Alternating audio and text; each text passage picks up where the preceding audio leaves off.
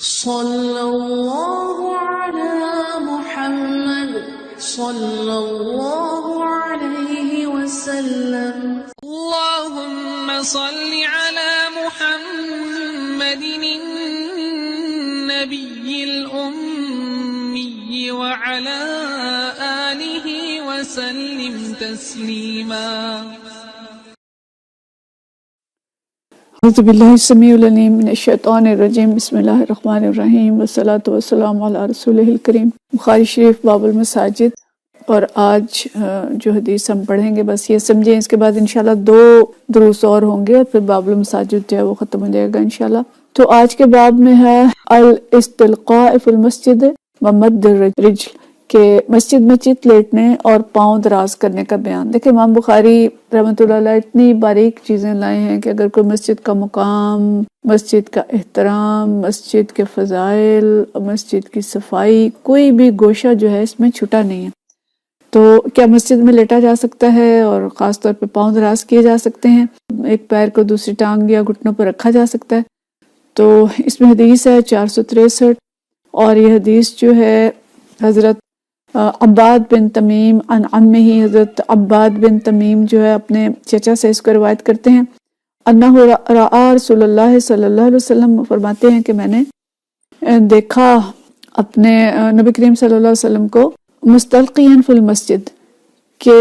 رسول اللہ صلی اللہ علیہ وسلم مسجد میں چت لیٹے ہوئے تھے. وادیاً احدى رجلیہ علی اخری،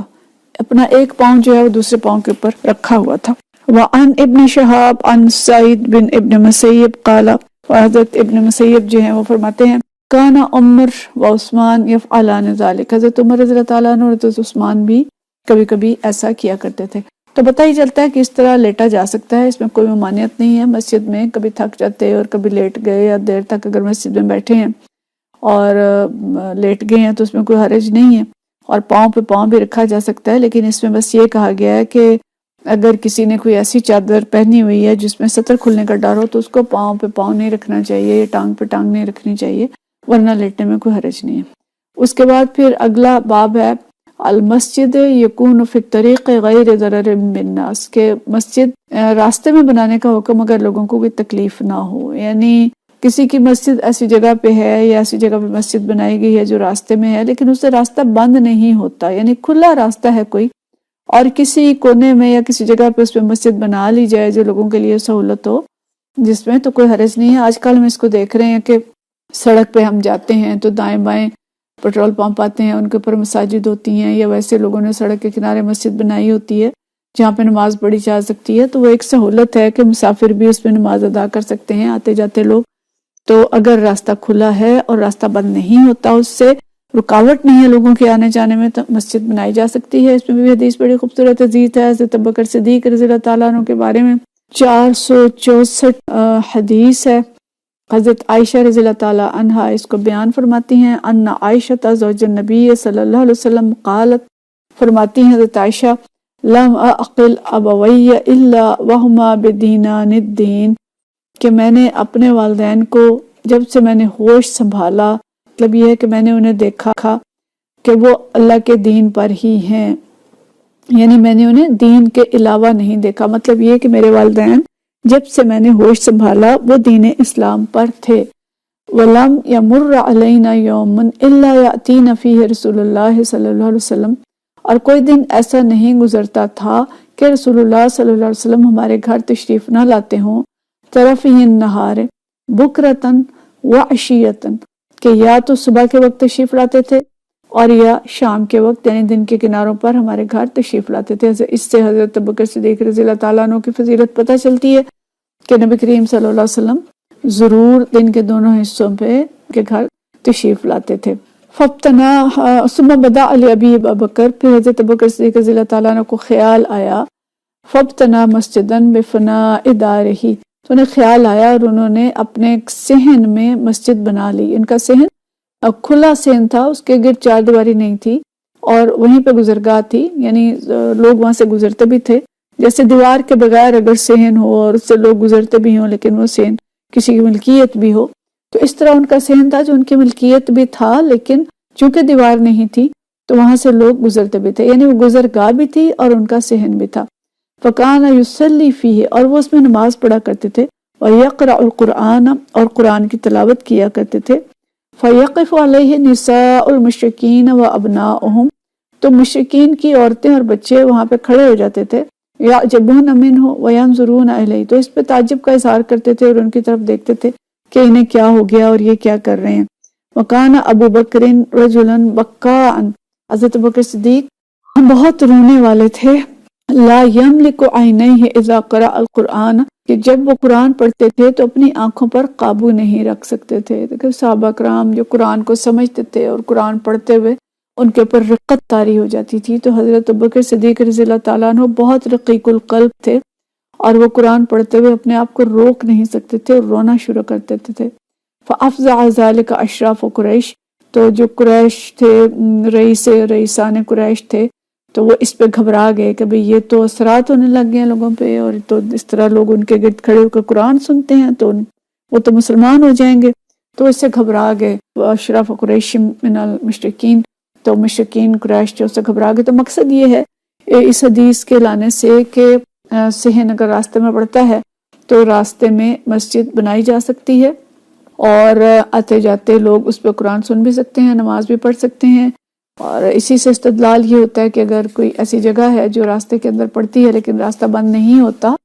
تو وہاں پہ مسجد بنائیں، اور اب کثرت ایسی مساجد ہیں وہاں پہ نماز پڑھی جا سکتی ہے۔ لیکن یہ دیکھیں کہ صحابہ کرام رضوان اللہ مجمعین کی نماز کیسی تھی اور ہماری نمازیں کیسی ہیں، اور ان کی جو نماز تھی وہ لوگوں پہ اثر ڈالنے والی تھی۔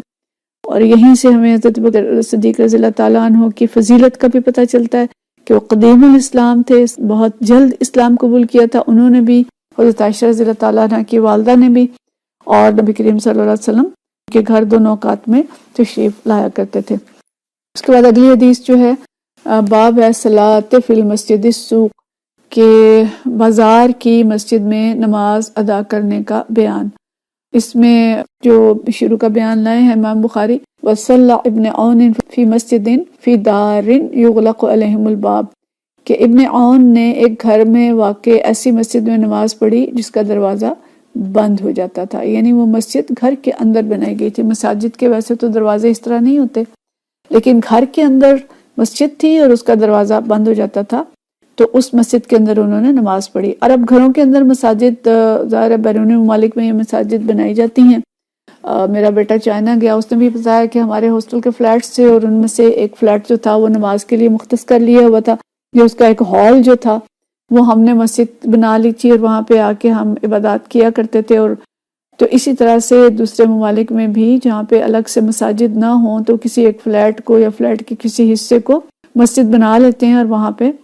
نماز پڑھتے ہیں۔ تو ابن عون نے ایک ایسی مسجد میں نماز باجماعت پڑھائی جو گھر کے احاطے کے اندر تھی، اور وہاں انہوں نے مل کے نماز پڑھی۔ لیکن مسجد جو حدیث اس میں لائے ہیں 465 ہیں نمبر ہے اس کا، اور یہ حضرت ابو ہریرہ رضی اللہ تعالیٰ عنہ سے روایت ہے، عن النبی صلی اللہ علیہ وسلم قال،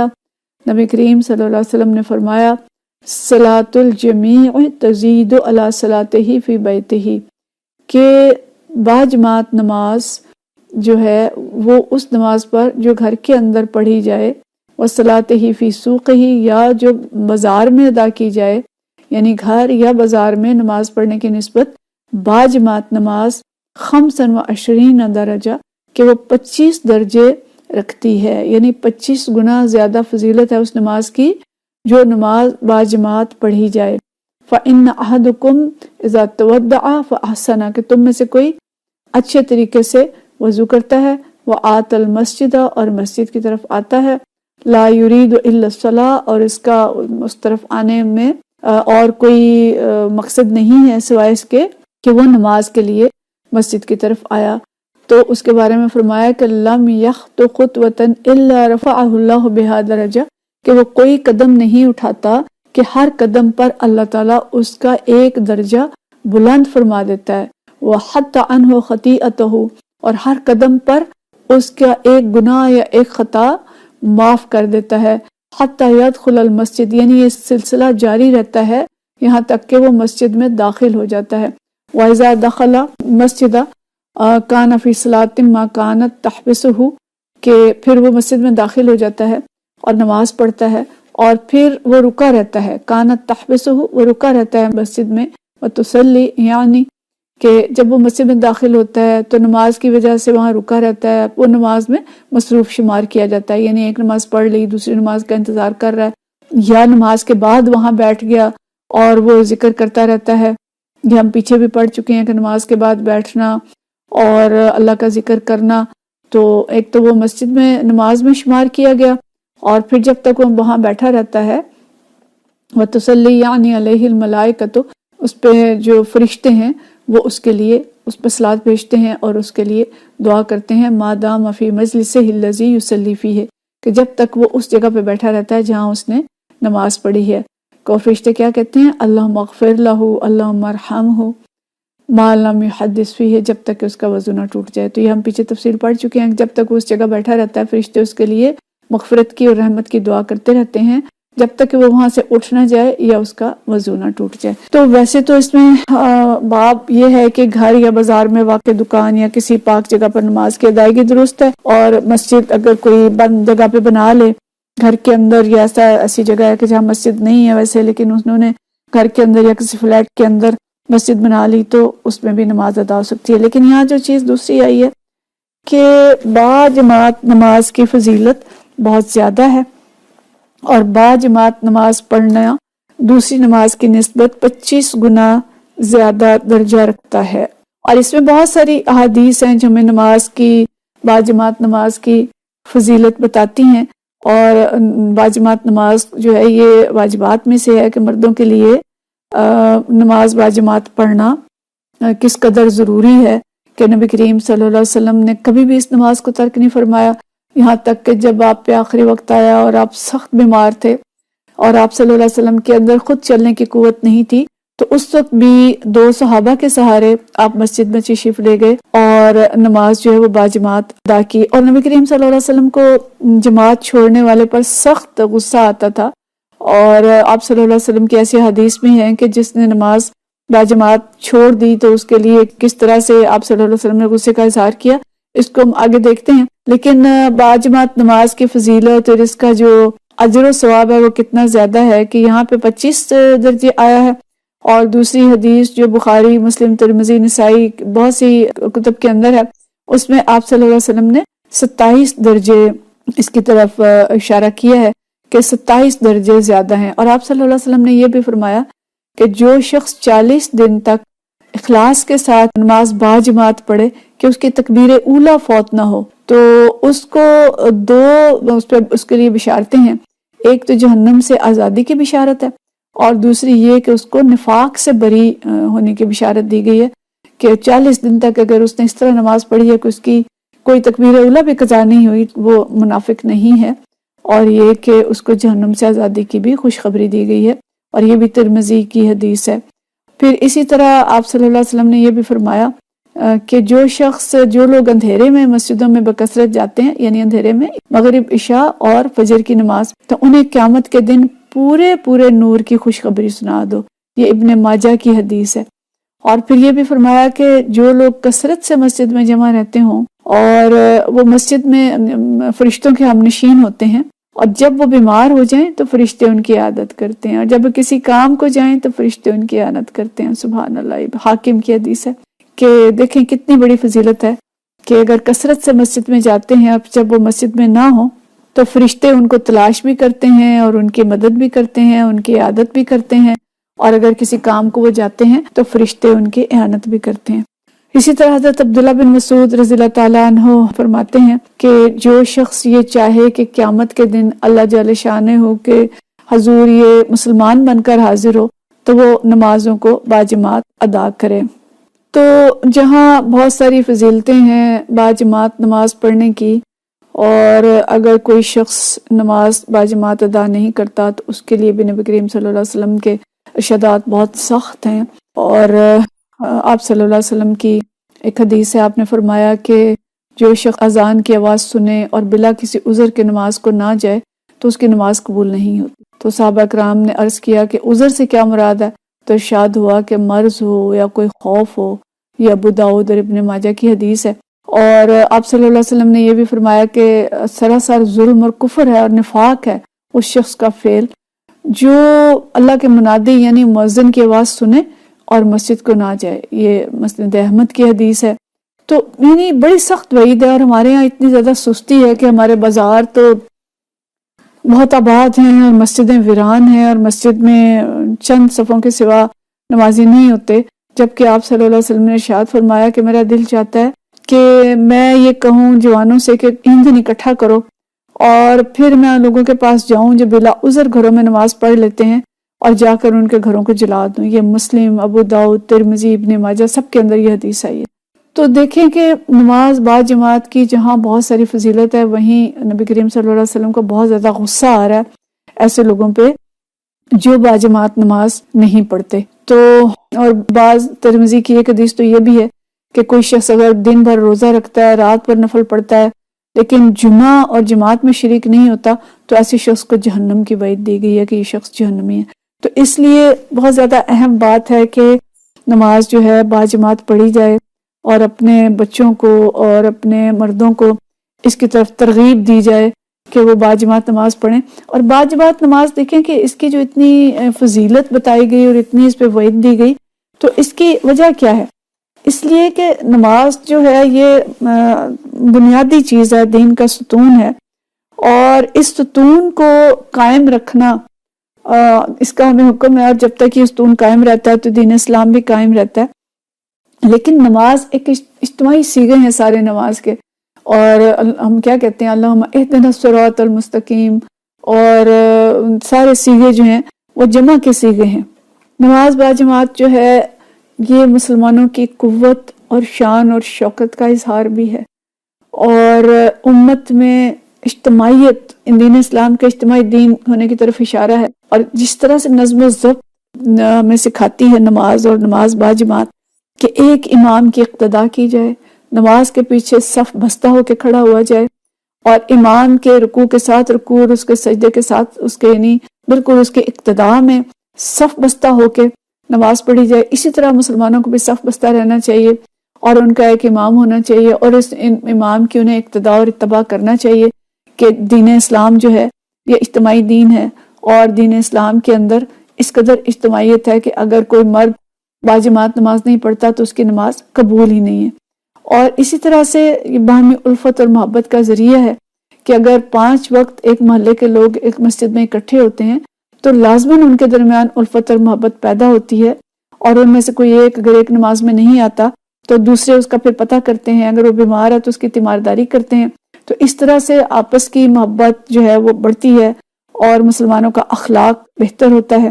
اور پھر یہ کہ قلوب پہ اثرات ہوتے ہیں اس کے کہ اگر ایک شخص بہت نیک ہے اور دوسرا اس کا ساتھ آ کے کھڑا ہوتا ہے تو اس کے قلب پہ بھی اثر ہوگا اور وہ بھی نیک ہوگا، اور باہم ایک دوسرے سے جو نیکی کے اثرات ہیں وہ قبول کریں گے. رحمتوں کا نزول ہوتا ہے مساجد کے اندر، اور باب المساجد ہم نے اتنی تفصیل سے پڑھا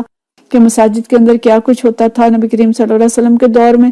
تو جب با جماعت نماز پڑھتے ہیں تو مساجد کے وہ سارے فوائد جو ہیں وہ حاصل کرتے ہیں،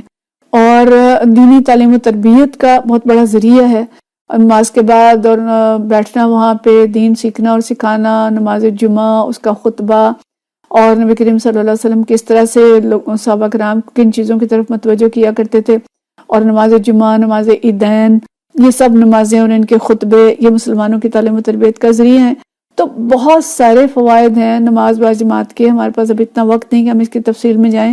لیکن یہ امت کا وہ شاعر ہے جس کی طرف سے اس وقت اب کم از کم ہمارے ملک کے اندر بہت زیادہ غفلت ہے، اور ہمیں اپنے بچوں کو، اپنے جوانوں کو اس کی طرف متوجہ کرنا چاہیے کہ جب قلب پر نفاق کی مہر لگ جاتی ہے اور نفاق سے جو چھٹکارے کا ذریعہ ہے وہ نماز با جماعت ہے. اور جو گھر کو آگ لگانے کی بات ہے تو گھروں کے اندر آگ تو لگی ہوئی ہے، ہمارے ہاں لڑائیوں اور جھگڑوں کی آگ ہے اور کس کس طرح کی آگیں لگی ہوئی ہیں، اور لیکن ہمارا رجحان جو ہے وہ نماز با جماعت کی طرف نہیں ہے. تو اس لیے اس کی طرف توجہ دی جائے اور نماز با جماعت کا جو رواج ہے اس کو بحال کیا جائے، اس سنت کو بحال کیا جائے، اور نبی کریم صلی اللہ علیہ وسلم کی جو وعیدیں ہیں ان کے بارے میں ان سے بچا جائے، اور جو بشارتیں ہیں ان کو حاصل کیا جائے. اللہ کرے کہ ہم سب اپنے بچوں کو، اپنے اہل خانہ کو، اپنے مردوں کو اس کی طرف متوجہ کر سکیں، اور نماز باجماعت کی جو رونق ہے اور مسجدوں کی جو رونق ہے اس کو بحال کرنے میں اپنا کردار ادا کر سکیں۔ وآخر دعوانا ان الحمدللہ رب العالمین۔ صلی اللہ علی محمد صلی اللہ علیہ وسلم۔